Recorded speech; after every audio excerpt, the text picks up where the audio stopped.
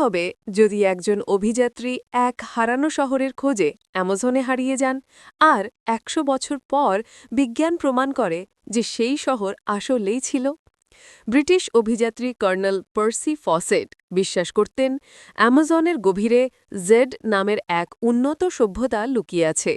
১৯২৫ সালে তিনি তার ছেলে ও বন্ধুর সাথে এর খোঁজে গিয়ে চিরতরে হারিয়ে যান। তৎকালীন বিজ্ঞানীরা তার ধারণা শুনে হেসে উড়িয়ে দিয়েছিলেন। কিন্তু সম্প্রতি লাইডার প্রযুক্তি ব্যবহার করে বিজ্ঞানীরা অ্যামাজনের গভীরে হাজার হাজার মাটির পিরামিড, পাকা রাস্তা আর বিশাল নগর সভ্যতার খোঁজ পেয়েছেন। এর মানে কর্নেল ফসেট পাগল ছিলেন না, তার ধারণাটি ছিল নির্ভুল। তার ভুল ছিল শুধু সময়ে। সেই শহর তার পৌঁছনোর শত বছর আগেই বিলীন হয়ে গিয়েছিল। ফসেটের সাথে ঠিক কী ঘটেছিল তা জানতে দেখুন আমাদের সম্পূর্ণ ভিডিও।